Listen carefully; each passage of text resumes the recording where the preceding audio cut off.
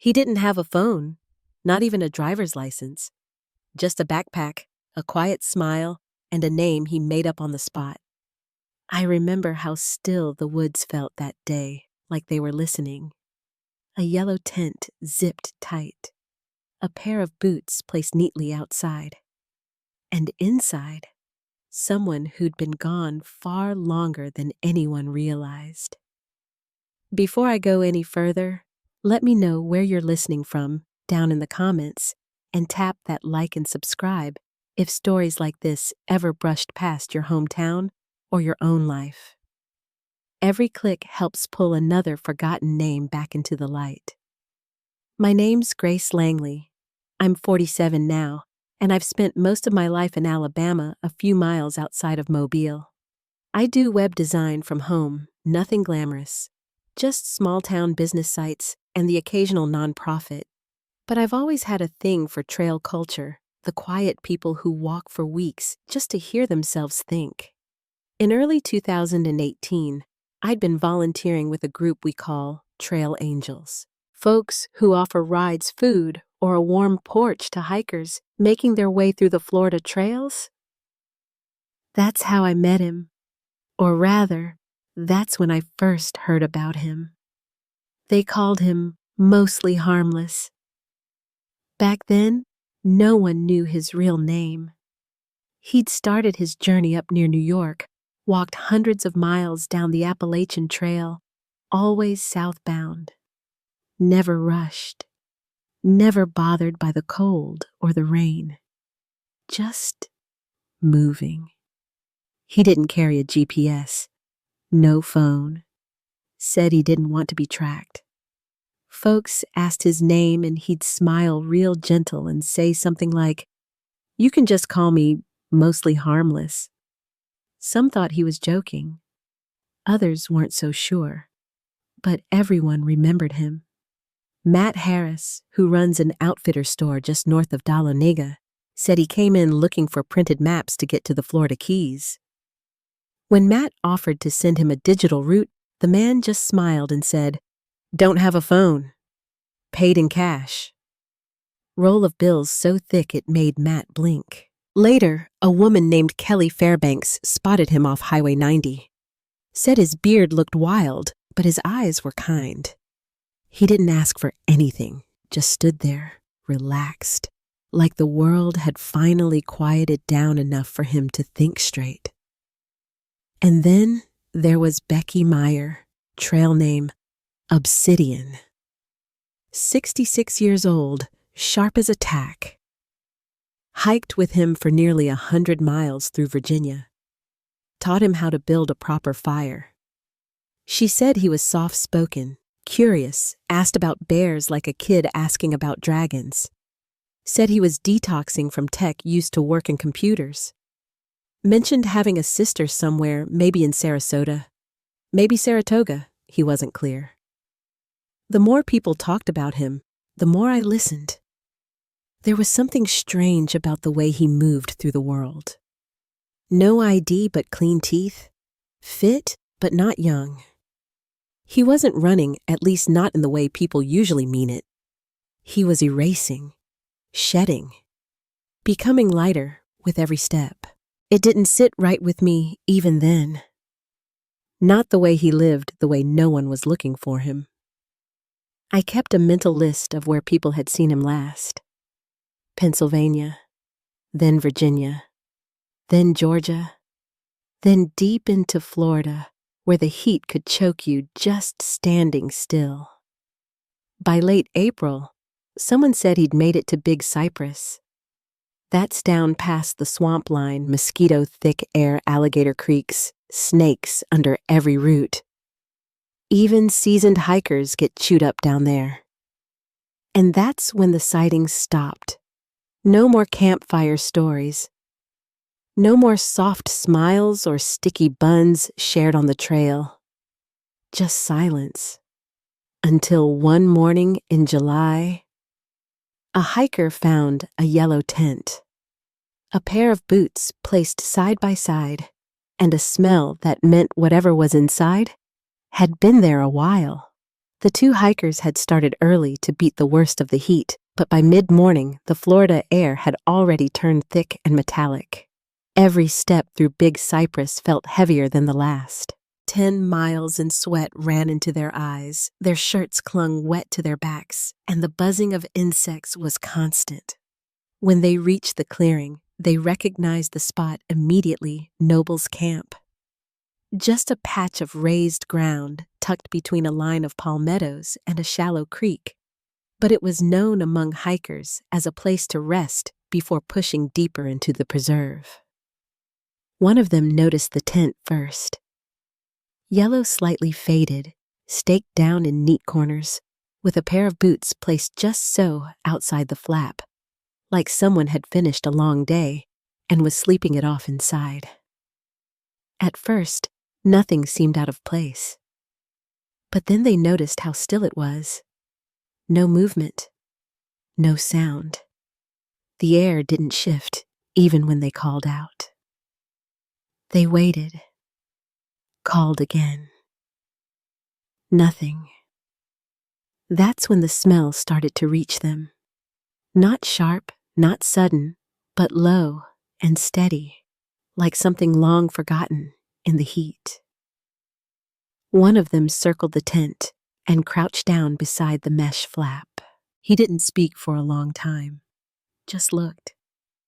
When he stood again, his face was pale and his hands trembled. They didn't touch anything, just pulled out a phone and called 911. "We just found a body," the man said. "He's in a tent. Looks like he's been here a while." The dispatcher asked if they felt safe. They said yes, but the truth was, the clearing felt wrong now, like they'd walked into something private. Something not meant to be found. When deputies from the Collier County Sheriff's Office arrived, they moved slow and deliberate, careful not to disturb the sight. The man inside the tent was lying on his side knees, tucked toward his chest. His frame was thin, too thin. The skin on his face was tight against the bone. His arms were no more than sticks. There were no signs of violence, no wounds, no blood. Just stillness. Just silence. The tent was in good condition, clean, even organized. His gear was packed neatly. A wallet was never found. No driver's license. No phone. But there was a notebook, black spiral bound, with small, tidy handwriting on every page. It was filled with lines of computer code. Not just notes, not just sketches, fully structured code. Later, a deputy would search the term that came up over and over in the pages: Screeps, an online programming game, which didn't make sense, not for someone who had apparently chosen to live off the grid. He had more than $3,500 in cash tucked into one of the pack's compartments, enough to buy food, get a ride walk into a motel. But there was no food in the tent.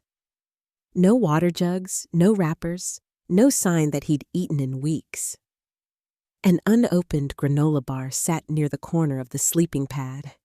He was less than 5 miles from a major highway. Had he known? Did he care? The autopsy would only deepen the mystery. The medical examiner found no injuries, no signs of foul play. No drugs, no alcohol, no poison. His internal organs had simply shut down. His weight was recorded at 83 pounds. At 5'8", that was dangerously low. The cause of death was listed as undetermined, which meant there would be no death certificate, which meant there could be no closure, not yet. Fingerprints were taken and run through every available database. Nothing.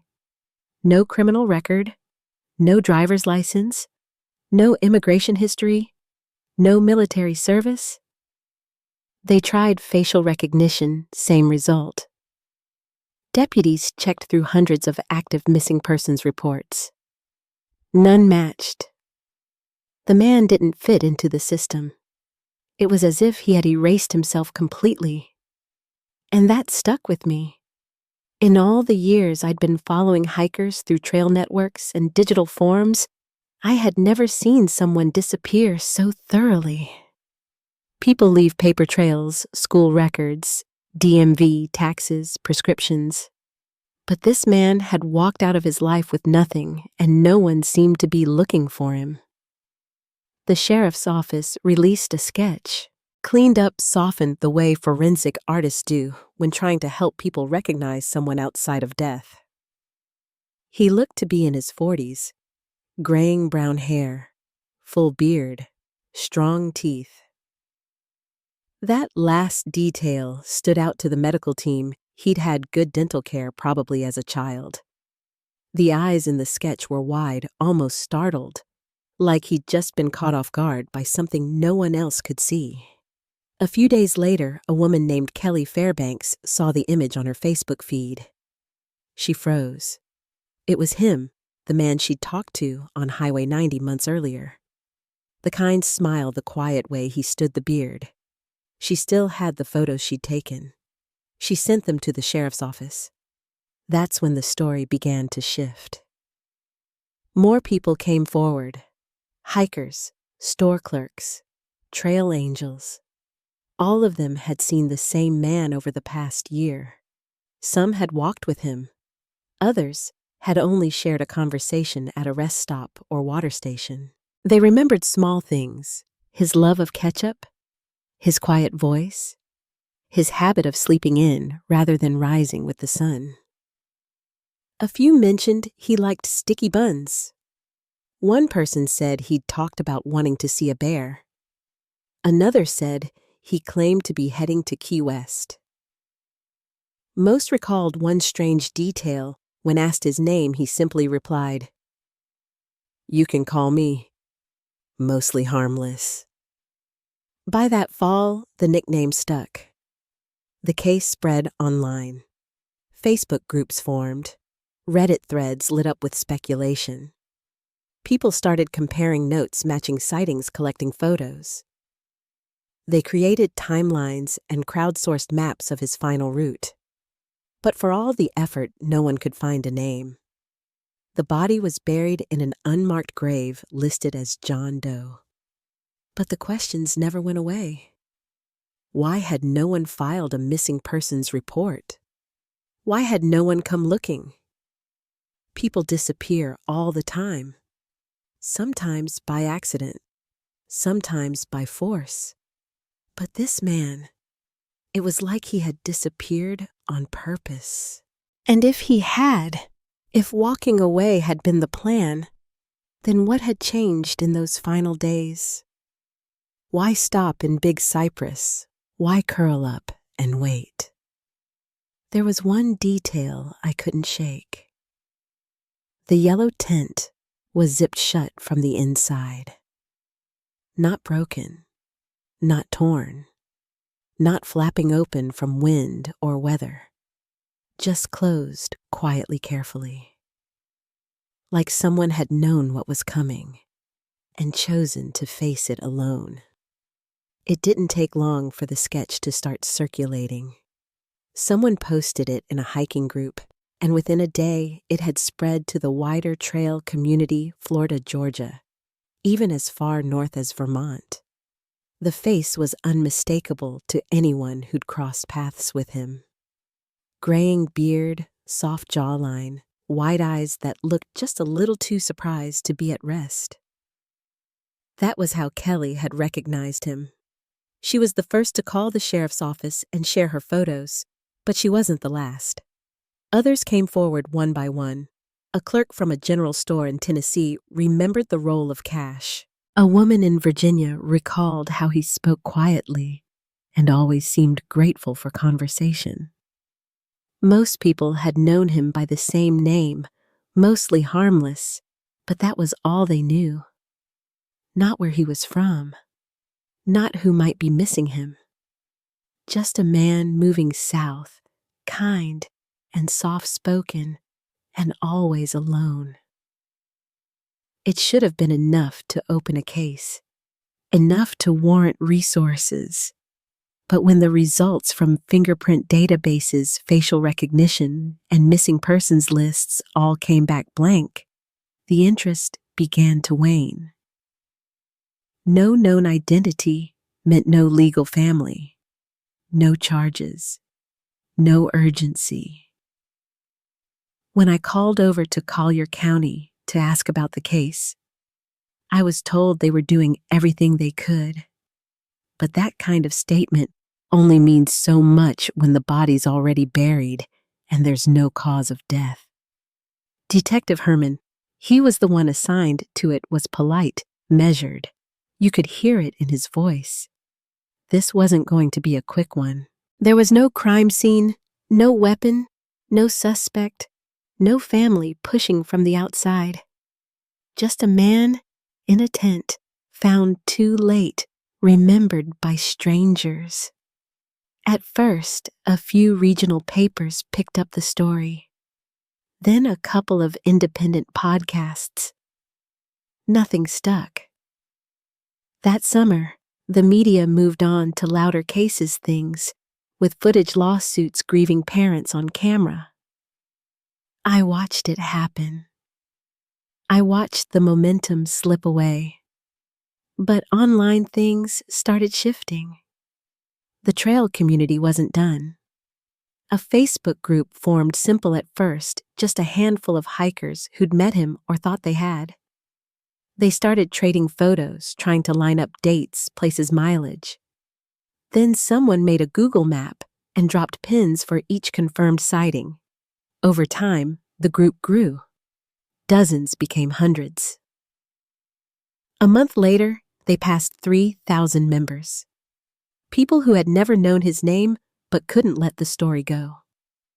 One of them was a woman named Natasha Teasley. She managed a small kayak and canoe business up in North Carolina. But at night, she combed through databases trying to match his face with anyone missing between 25 and 60. It was relentless work. County sites, state-run registries, obscure forums for unidentified decedents. She told me once that she hadn't realized how many people were missing in this country. She said it was staggering. Still, none of it brought us any closer to his real name.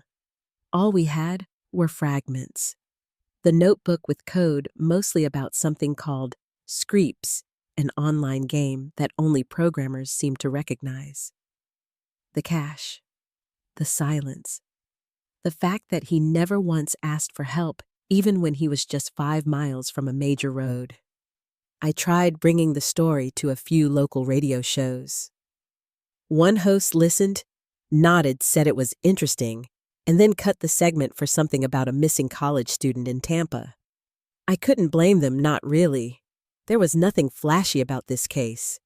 No foul play. No screaming headline. Just a man who died quietly, and by all appearances, deliberately. That's the part people didn't know how to handle. Sometimes I wondered if he'd planned it that way. Not to be found, not even in death. The zippered tent.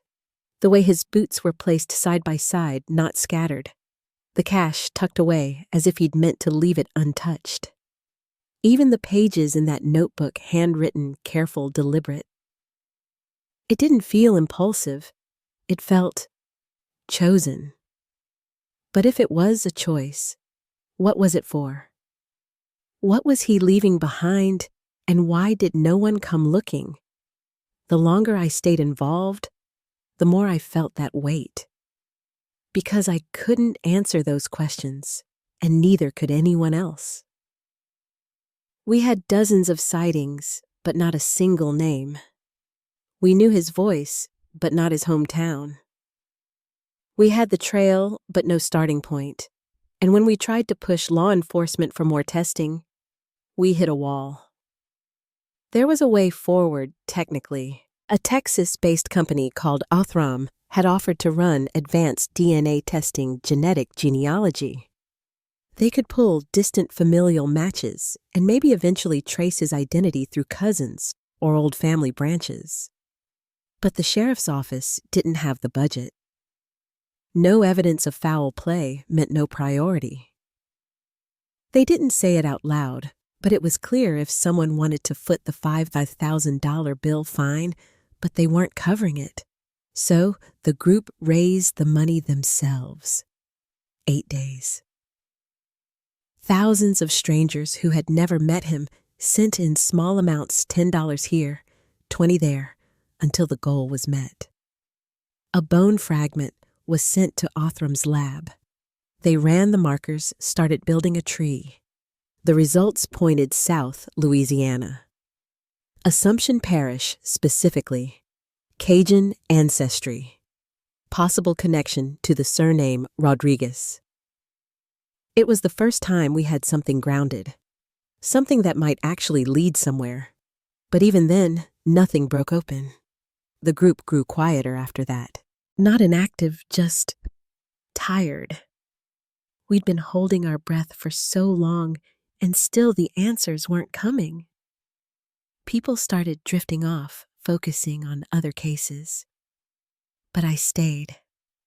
I kept the timeline up to date. I tracked every new name mentioned. And I kept watching the old posts, rereading the same quotes, wondering if we'd missed something. It wasn't until late that winter, almost 2.5 years after the tent was found, that someone reached out with more than a theory. A small group of friends in Baton Rouge had seen the sketch again. Someone had reshared it on a coding forum, oddly enough, and one of them, a woman who asked not to be named, publicly said she recognized him. Not just the face, the handwriting, the way he wrote code. She said he'd once been a close friend. Not recently, but long enough to know the scar on his abdomen, the way he disappeared sometimes. Not from the world, just from people. She called it one of his outages. Said that when he went quiet, you just had to wait. Eventually he'd come back. Except this time, he hadn't. And now she realized he never would. The woman's name was Marie, though that's not what she gave to the press. She'd been part of a small tech circle in Baton Rouge back in the early 2000s. Startup people, freelance coders, back-end engineers who rotated through contracts like seasons. She didn't recognize him from the sketch, not at first. But when someone in her circle forwarded the photos from the tent, the close-up of the notebook, the handwriting, the notes on screeps, that's when it landed. She said it felt like the air left the room. She knew the loops in the lowercase g's, the double underlines he always used to mark his own snippets, the strange spacing on curly brackets that drove her mad when they worked on shared code. It wasn't just the writing, it was him. She didn't hesitate. She contacted the sheriff's office the next morning and gave them a name, Vance John Rodriguez, born February 1976, Louisiana native. One of 3 siblings, maybe 4, depending on who you asked. She remembered a twin, maybe a sister, maybe a brother. She wasn't sure anymore. She hadn't seen him in years. From there, the pieces came slowly. Not because they weren't out there, but because most people had already moved on. His parents didn't issue a statement. His brother, an older one by a few years, declined to speak to anyone. There wasn't a flood of childhood photos or family stories. Just fragments secondhand. Marie remembered that Vance had been different from the start. Quiet in groups. Sharp, almost painfully so, when it came to anything digital. In high school, he taught himself to code using a public library computer, then rewrote the lab software just to prove he could. She also remembered the scar. He'd shown it to her once after a bottle of wine said he'd survived something stupid, then changed the subject before she could ask what. Later, she found out he'd tried to take his own life at 15. A field outside Baton Rouge. A gun. He changed his mind after he pulled the trigger and raised his hand as a truck passed. That gesture saved him. But she said it always stayed in his posture, that halfway lift, like he was waiting to be seen, but never quite ready to speak. After that, his life moved in starts and silences. He'd go dark for months. No calls, no posts, no logins. Then he'd show up again, usually late at night, sending messages like nothing had passed. He was bright. Some said brilliant. But he couldn't hold on to things. Jobs ended, friendships frayed. Marie said she stopped hearing from him around 2014. He'd moved to New York by then, in with a girlfriend working freelance contracts in cybersecurity. That relationship ended badly. Others hinted there had been emotional manipulation. Maybe worse. No police reports. No restraining orders. But enough tension that people started backing away. By 2016, most of his friends thought he'd left the city. One even assumed he'd gone overseas. It wasn't unusual for Vance to disappear. It was unusual that no one had heard from him in over a year. I tried not to draw conclusions when I heard all this, but something settled in the back of my mind. That long stretch on the trail from New York to Florida, over 1,000 miles on foot. The man people met along the way didn't match the man Marie described. He was kind, curious, grateful. He offered to share food even when he barely had enough. He joked about bears and sticky buns. People liked him. But that's the thing with silence. You can wear it like armor and no one knows what's underneath. Maybe that's what the trail gave him: distance from himself. A new name, new habits. A space where no one asked who you'd been. After Marie reached out, the sheriff's office confirmed the identity using DNA. The genealogy match was right. His background fit. The scar sealed it. It was official. Mostly Harmless had a name. But no one held a press conference. No family stepped forward to claim the remains. He was still in an unmarked grave. Still a man found in a tent with no one beside him. We updated the online groups. Some people felt relief. Others were crushed. We had spent over 2 years building a mystery around someone we thought had simply gotten lost. Instead, we'd found someone who had chosen to disappear, who had practiced it. I remember reading one of Marie's messages late one night. She said Vance used to call his disappearances outages. Like he was a circuit breaker, something would snap and he'd shut off. She said it always sounded clinical when he said it, like it wasn't emotional, just technical. A system failing quietly. He didn't ask for help. He just turned away. And after a while, people stopped asking when he'd be back. I sat with that for a long time, because once the name came out, people started rewriting the narrative. Now he was tragic. Now he was troubled. The story hardened at the edges: mental illness, abandonment, broken relationships. But I kept thinking about that man on the trail, the one who sat quietly near fire pits, the one who thanked people for oranges and rode in silence beside trail angels. He didn't seem lost. He seemed peaceful. And that contradiction is what stayed with me, because I don't think Vance Rodriguez ever wanted to be remembered. I think he wanted to vanish.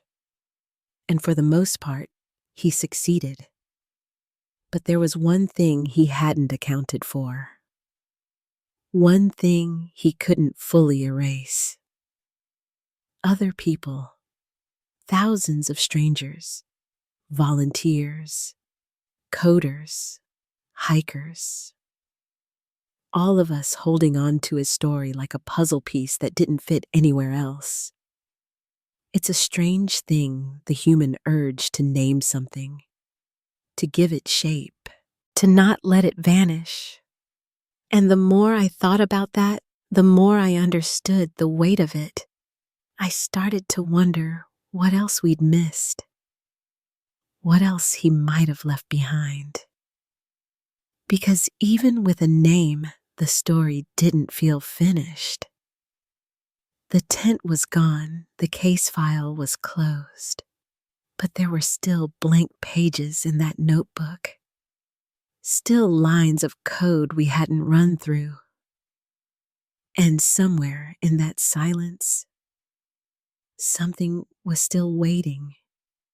The notebook had been with him the whole time, tucked into the bottom of his pack, sealed in a plastic sleeve that had held up against the rain, the humidity, even the heat of the big cypress swamp.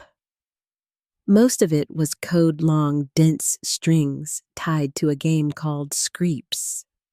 But between those pages, there were things that didn't fit. Short fragments written in the margins. Half sentences. One-liners that didn't look like programming at all.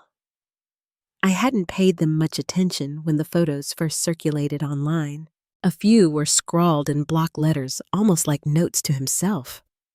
Others were written in neat cursive, more personal, less methodical. One line in particular had stuck with a few people in the group. I remembered it because someone had cropped the image and turned it into a banner for one of the online threads. It said, "Silence doesn't mean safety. It means no one's listening." I kept coming back to that line, wondering what he'd meant, or if he meant anything by it at all. Sometimes isolation's a comfort. Sometimes it's a warning. The notebook wasn't full. That surprised me. For all the miles he'd walked, the time he must have spent alone, you'd think he'd have filled page after page. But there were long gaps, 20 blank pages between one stretch and the next. Then a sudden flurry of entries, code short reflections, a small chart of calorie estimates for sticky buns and oatmeal bars.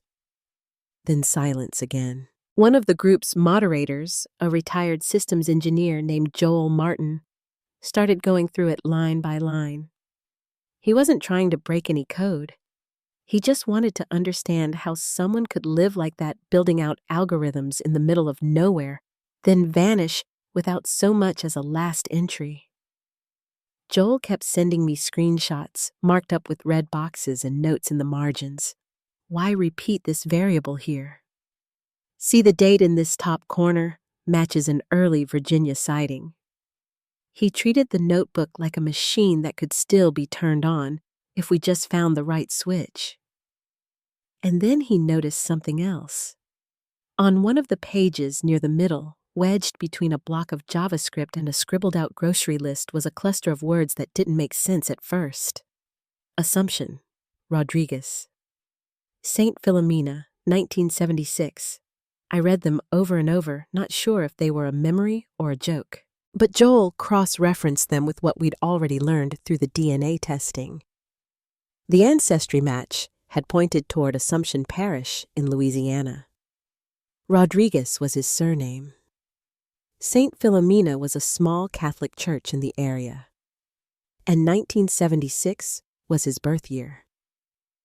It wasn't just a cluster of words, it was a breadcrumb.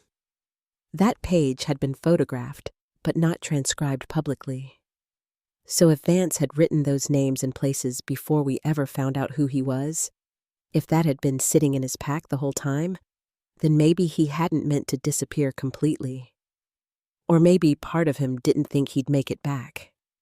There was no emergency contact, no if found call this number, but that didn't mean he wasn't trying to leave something behind.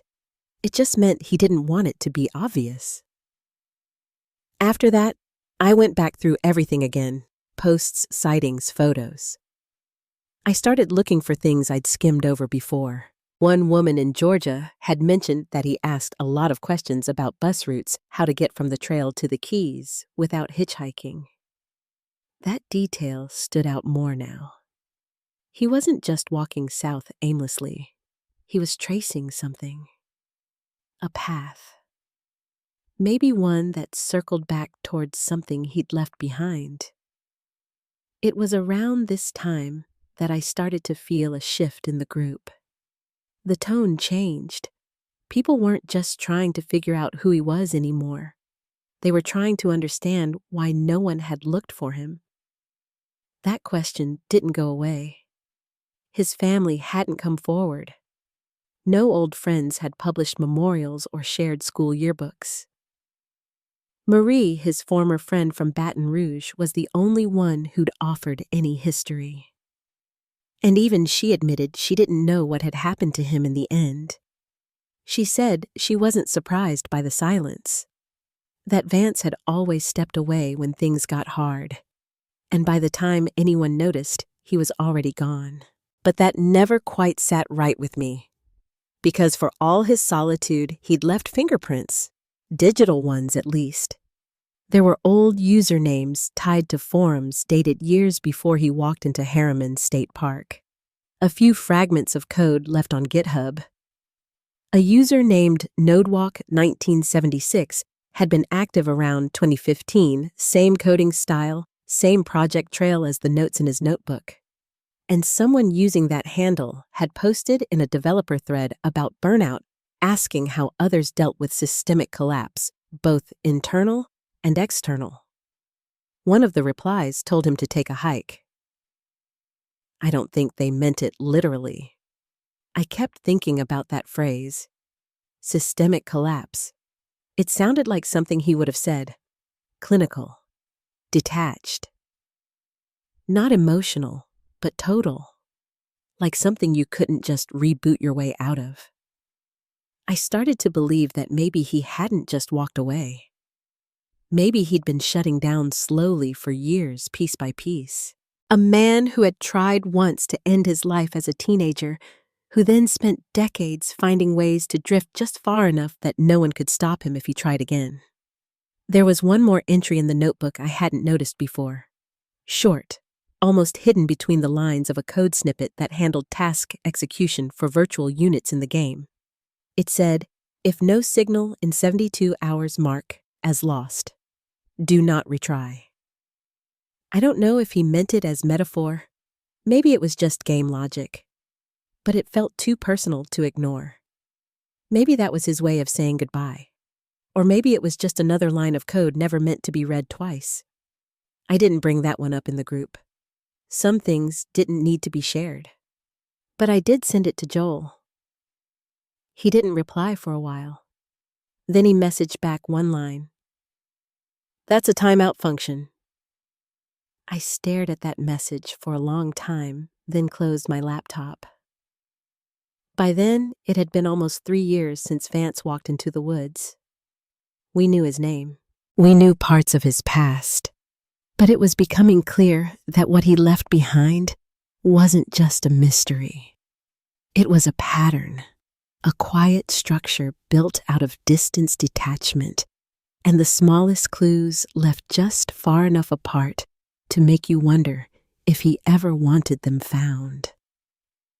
By the time spring rolled around again, the name Vance Rodriguez was barely mentioned outside the circles that had already been following his story.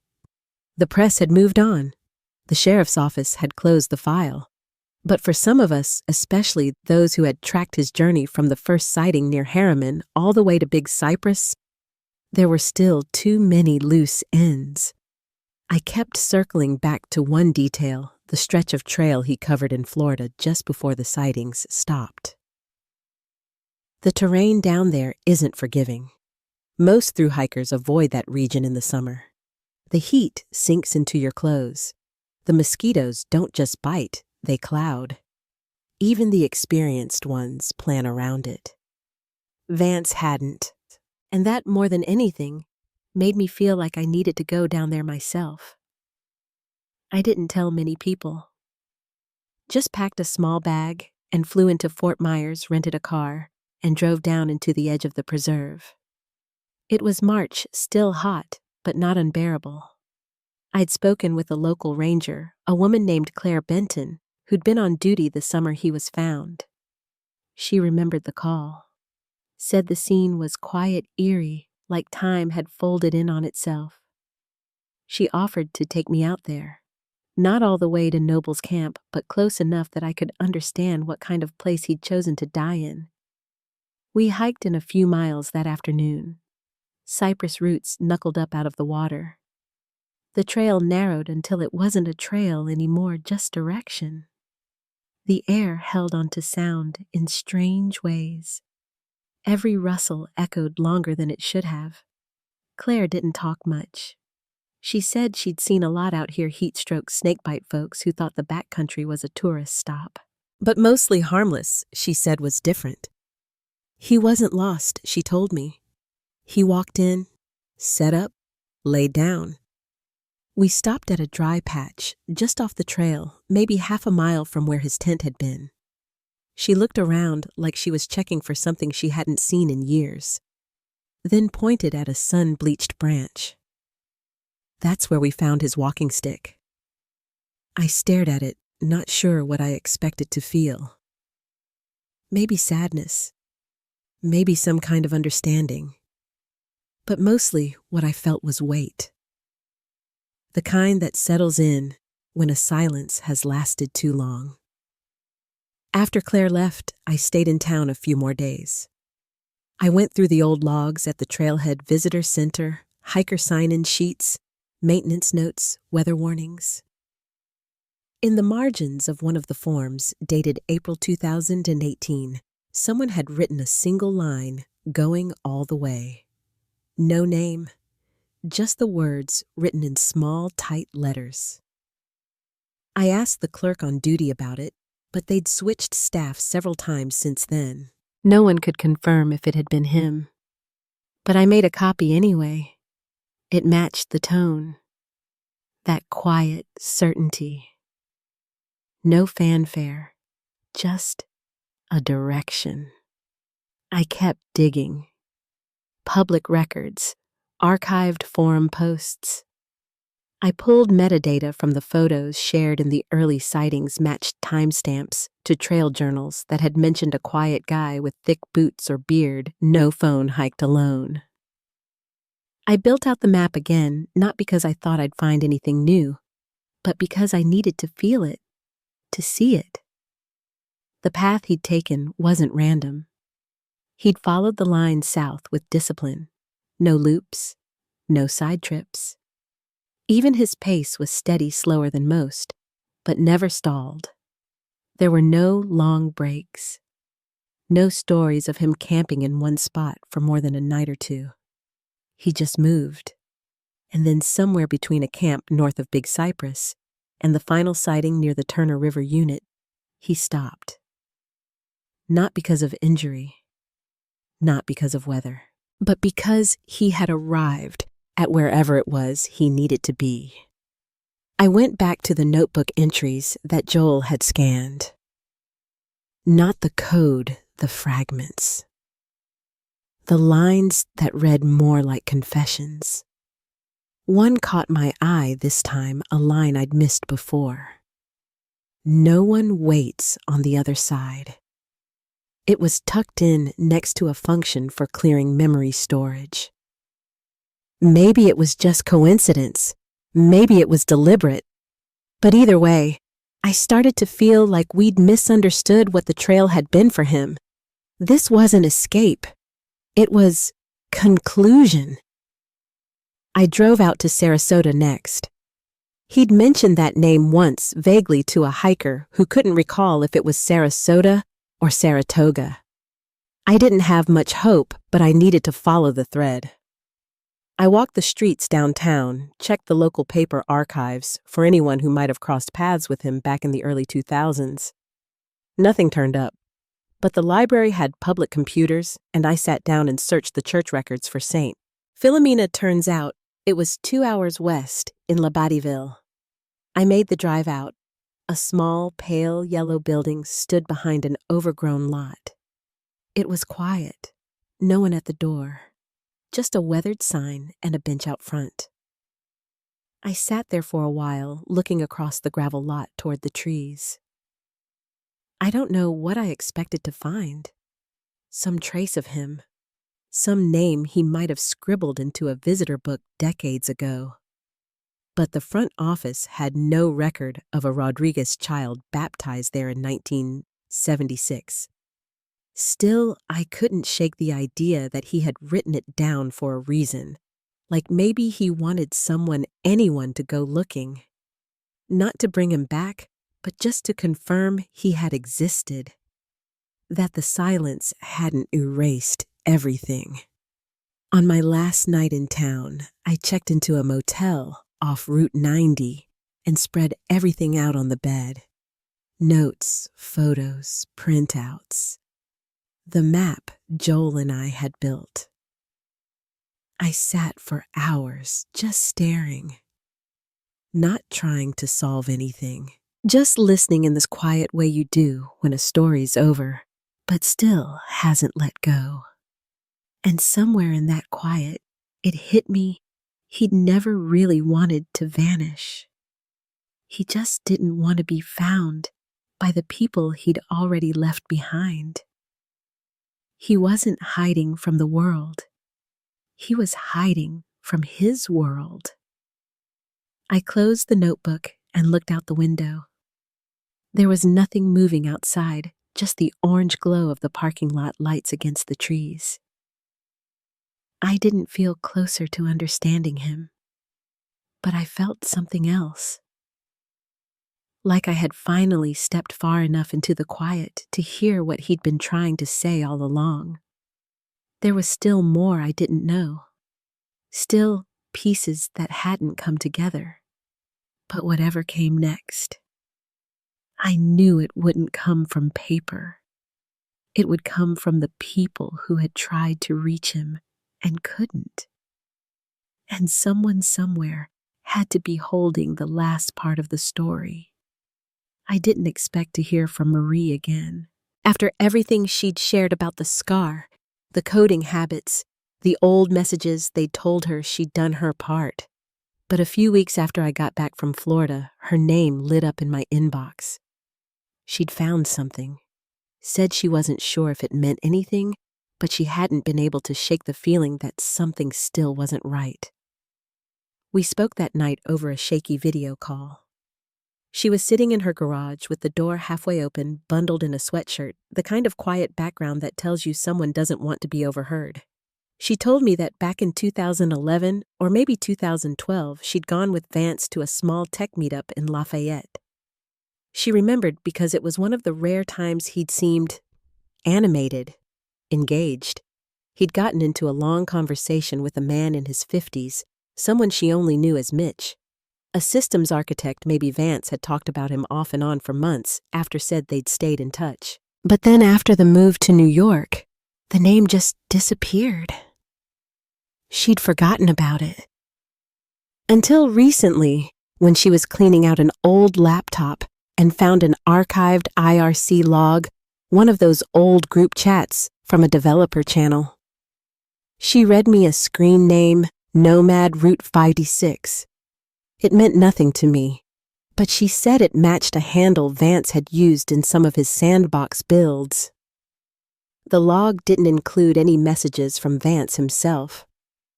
Just a brief mention from another user Nomad Route 56 is out east now, somewhere near Montauk. Working freelance, mostly offline. The message was dated March 2017, just weeks before Vance walked into the woods.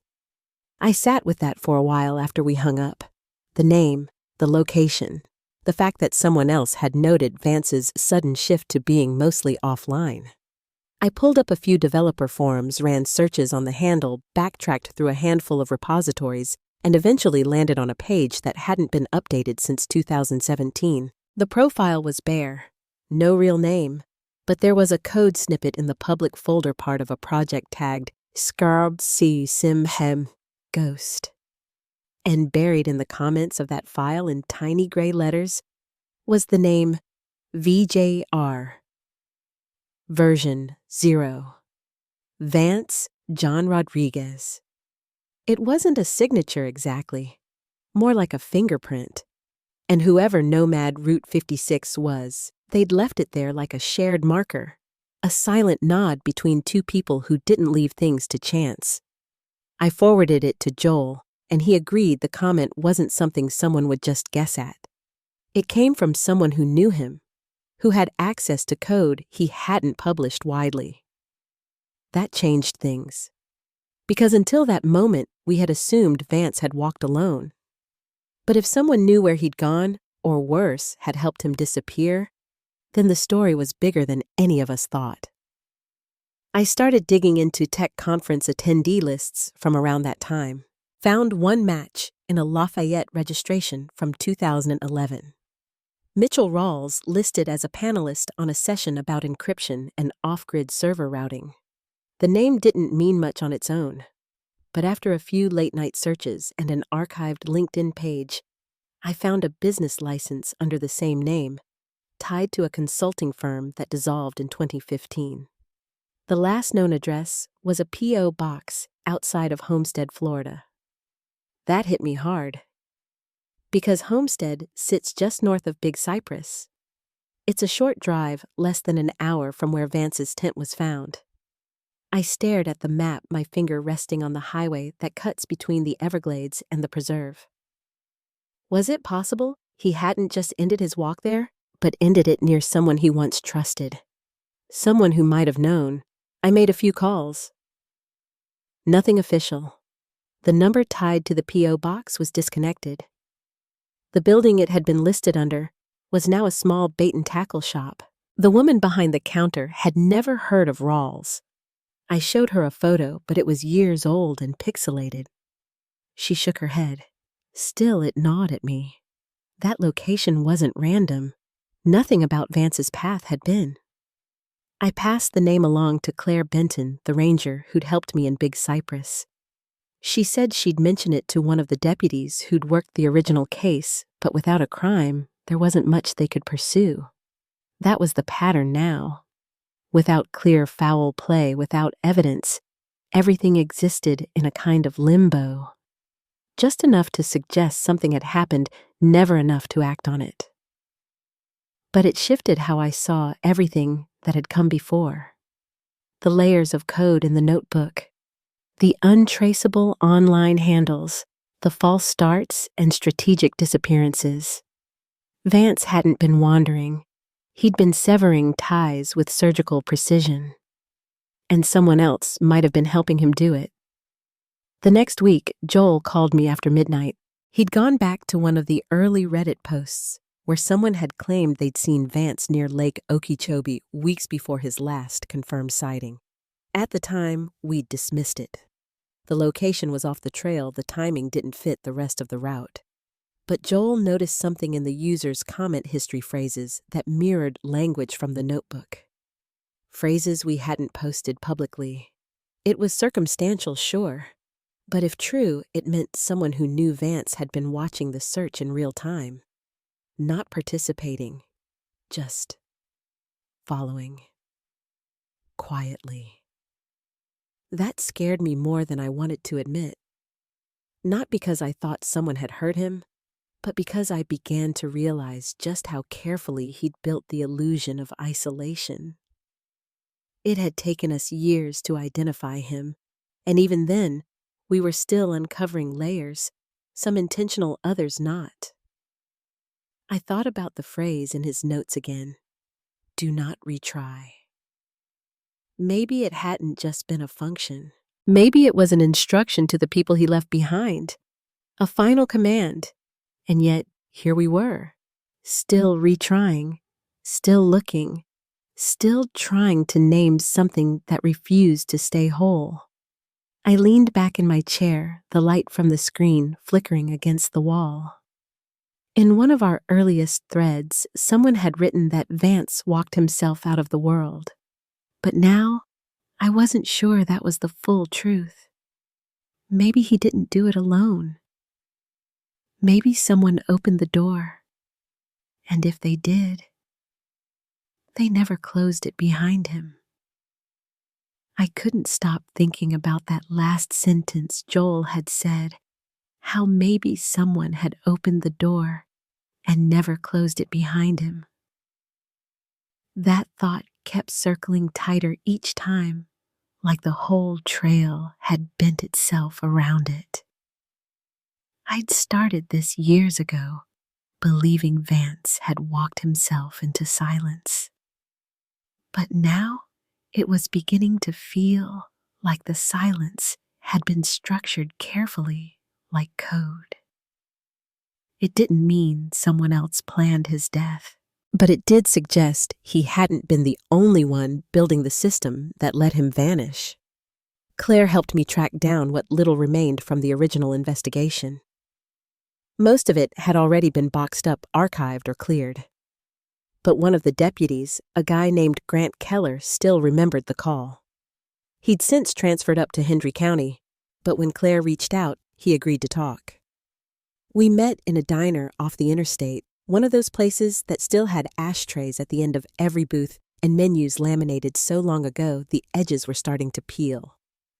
Grant was polite, soft-spoken. He didn't have the posture of someone clinging to an old case, but when he started talking, I realized he hadn't forgotten a thing.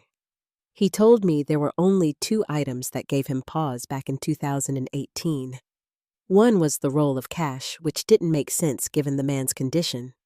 The other was the way the tent had been set up. "You don't see it often," he said. "Someone that far into emaciation still keeping their things in order." He mentioned the boots, the folded rainfly, even the way the plastic sleeve around the notebook had been taped shut to keep moisture out. It was almost like he knew he wouldn't be coming back, but still wanted whoever found him to understand the order of it. I asked if they'd considered the possibility that someone else had been with him, maybe not in the final moment, but close. He didn't say yes, but he didn't say no either. "We looked," he said. "We didn't find another set of prints. No second tent. No food wrappers that suggested 2 people. But we also didn't find a trail in. Not a clear one anyway." He paused, fiddled with the sugar packets.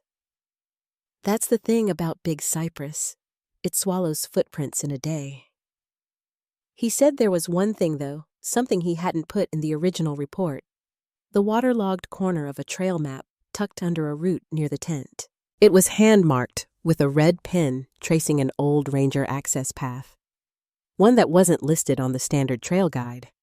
He'd meant to log it as a coincidence, but now 5 years later, he wasn't so sure. I asked if he still had the map. He didn't. Said it had likely been tossed with the other non-evidentiary material. But I thanked him anyway, because in that moment, I finally understood what we'd missed. Not a piece of evidence, but a mindset. Vance hadn't just been walking away from his old life. He'd been walking towards something hidden, something only a few people could reach. That evening, I drove back to the edge of the preserve and parked along a dirt road that ran east of the Turner River unit. I didn't go in, there was no light left, and I wasn't prepared. But I stood at the edge of the sawgrass, thinking about what might still be out there. Not a crime scene, not a secret bunker, just a path that had never been meant for most of us to see. And I thought about Mitch Rawls again, if that was even his real name.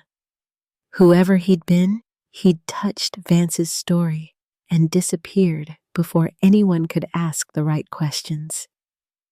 Not out of guilt, maybe, but out of principle. Like they'd made a deal. Like Vance had said, "Let me go," and someone had answered, "All right." I went back to the motel and called Marie, told her everything I'd learned. She listened in silence most of the time, just quiet breathing on the other end. And when I finished, she said, "He never talked about the end like it was scary. Just necessary." I asked her if she thought he knew someone would eventually find him. Her answer came slow, careful. "I think he knew someone would try. He just didn't care if they succeeded." That line stayed with me. Because maybe that's what all this had been, a controlled descent made visible only by accident. The money left in the tent, the clean gear, the code fragments that felt like half-kept promises. In the months that followed, a few more names surfaced. Nothing conclusive. A former co-worker in Brooklyn who remembered the way Vance used to go quiet during projects disappearing for weeks. A woman from an old tech firm who claimed she once ran a back channel with him, one that cut off abruptly the same spring he left. But nothing ever pointed to a conspiracy. No plan to vanish with help. Just enough to suggest that silence wasn't his alone. It had been mirrored, maintained, allowed. What came from it wasn't justice. There were no arrests, no revelations that turned the story inside out. But something quieter happened. People started sharing the story in new places, communities that worked on missing persons identification volunteers who tracked cold cases across the country. And through that, something changed. The energy shifted. It wasn't about solving anymore. It was about remembering, naming, filling in the blank. I joined a call one night hosted by an organization called the Kindness Project. They work to give names back to unidentified remains, people lost in the system in the woods in moments no one saw. Vance's story had helped spark the funding for one of their outreach branches. I listened as strangers talked about other John and Jane Doe's cases older than his, some newer. Stories with fewer clues, fewer breadcrumbs.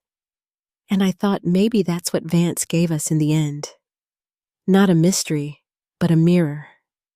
A reminder that silence doesn't mean absence. That sometimes the loudest truths are the ones no one gets to explain. I closed my laptop, shut off the light, and let the room go still. There was one part left to tell. One last piece I hadn't put into words. Not yet. But it was coming. And when it did, it wouldn't be about code or maps or names. It would be about what remains, what lingers, what we carry, even when someone else chooses to lay it down. The tent is gone now. So are the boots, the notebook, the laminated photos taped to the bulletin board at the trailhead.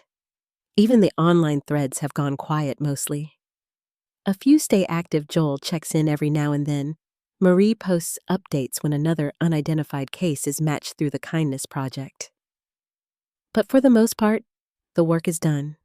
Vance has a name, a story, a place in the world again, even if it came too late for him to see it. I still think about him sometimes, how he smiled at strangers, how he kept his gear neat, how he walked for 15 months without looking back. He wasn't a ghost. He wasn't a symbol.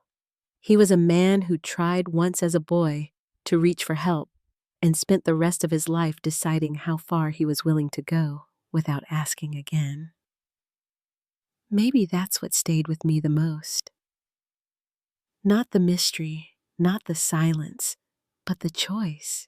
The quiet courage it must have taken to strip everything away and walk into the wilderness with nothing but a pack, a code book, and a name no one else had given him. And yet, for all his effort to disappear, thousands of people saw him. They remembered the way he asked for directions, the way he offered his last granola bar, the way he said, "You can call me mostly harmless," like it was enough. And maybe for a time, it was. Maybe he found something out there, peace, distance, control, that the rest of the world had denied him. As for me, I no longer think of the story as unsolved. Not because we found every answer. We didn't. But because we remembered. Because someone cared enough to say, not this one. Not unnamed, not forgotten.